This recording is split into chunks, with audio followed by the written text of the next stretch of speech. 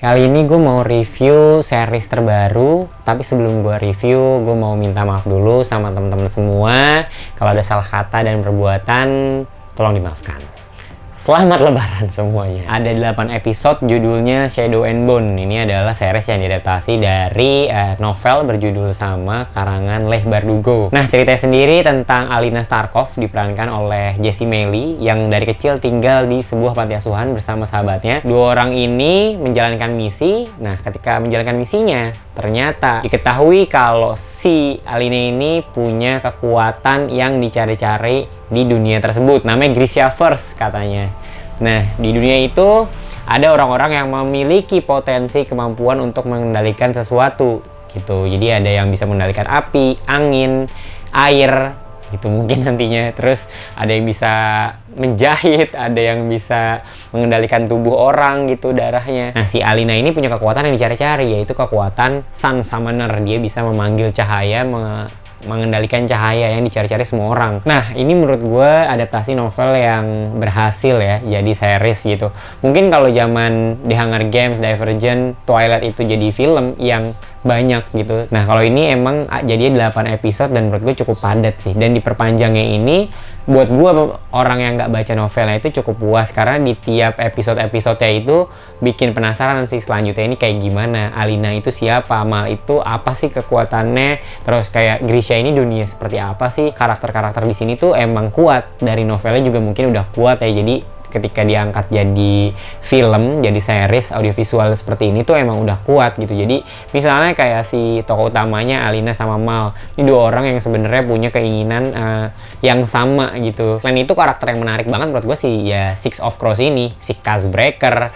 Dia orang yang pinter tapi di satu sisi dia juga cacat karena pincang kakinya. Terus si Jasper ini orang yang suka sesama jenis. Dia juga bisa nembak-nembak dengan jitu dan jago banget. Terus si Ines dia orang yang sangat religius dan juga orang yang punya kemampuan buat ngikutin orang. Pokoknya kayak mata-mata lah si Ines ini gitu.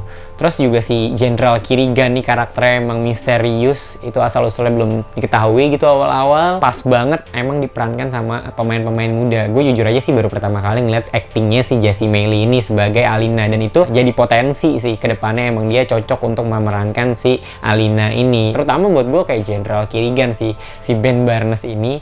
Iya dia yang main jadi Narnia dulu. Kalau kalian nonton 10 tahun yang lalu itu kan ada Narnia dan dia yang main ternyata. Aura dan karismanya tuh dapat banget dengan pakaian yang serba hitam, tatapannya juga tajam, rambutnya klimis, terus dengan bewokan gitu. Buat gue kayak bener-bener mencekam gitu. Mulai dari pakaiannya itu ciri khas masing-masing banget. Apalagi Grishanya gitu. Grishanya itu tiap kekuatan itu punya akar-akar yang berbeda dan kelihatan juga ini pakaian-pakaian yang serba tradisional mungkin kalau dari banyak reference kerajaan Rusia misalkan namanya Ravka, terus juga ada Ketterdam kayak dari Amsterdam gitu, dan juga ada Shuhan itu kan mungkin Cina atau Mongolia. Menurut gue percintaannya nih yang sebenarnya kurangnya ya, percintaannya itu kadang bikin males juga percintaannya sama Mal sama si Alina ini ya. Alina sama Mal ini kayak bucin banget dah. Alina kesel gue dikit-dikit ingat itu, dikit-dikit ingat. Terus abis itu tiba-tiba Kirigan perhatian dikit, terus dia peduli sama Kirigan, terus dia udah membuka hatinya buat Kirigan. Lah anjir, kata gue cepet banget lo berubahnya. Padahal kan si Mal itu kekasih hatinya dari kecil gitu ya. Di satu sisi bagus bikin perhatian, tapi di satu sisi kayak aduh ini kan filmnya nggak ke arah percintaan yang banyak gitu. Itu sebagai hal yang kecil aja gitu sih. Itu yang rada mengganggu gue sedikit. Terus juga sebenarnya mungkin kalau kalian yang nggak baca kayak gue nih, baca novelnya di awal-awal itu banyak istilah-istilah yang perlu pelan-pelan diikuti gitu. Kayak daerahnya ini di mana, terus kayak kok pindah-pindahnya tuh cepet juga dari pindah wilayah sini ke wilayah sini. Terus juga emang ada plot yang berbarengan kan, plotnya si Kaz sama si plotnya si Alina gitu. Itu juga lumayan membingungkan lah awal-awal karena karakter yang banyak dan istilah-istilah yang belum kita pahami. Nah nantinya kan juga ada subplot percintaan khusus si Nina Zenik sama si Matthias gitu, si Druskel ini. Menurut gue subplotnya di sini sebenarnya pas sih porsinya gitu, nggak terlalu mengganggu, dan itu juga jadi icebreaker di antara kerusuhan dan masalah di Alina ini, si Alina tokoh utamanya. Berharap awalnya sih ada ekspektasi kalau ini tuh akan banyak actionnya gitu, karena ini kan film ya yang adult fantasi yang biasanya tuh pasti ada actionnya gitu. Dan sebenarnya di sini actionnya tuh tipis-tipis lah menuju ending sih, dan endingnya emang terbayarkan lah menurut gue, walaupun nggak terlalu panjang tapi itu cukup epic actionnya antara Jenderal Kirigan dan Alina, dan semua orang yang terlibat tuh muncul di situ. Plot twistnya menurut gue oke sih di sini, kayak oh ternyata dia begini, dan itu bisa masuk akal karena emang jelas gitu sebab akibatnya dari awal udah di planting informasinya, dan ketika di akhir muncul plot twistnya tuh udah bener-bener oh ternyata emang bisa berubah, nggak tiba-tiba banget gitu. Pertama gue kagum sih adegannya si Kirigan tuh pertama kali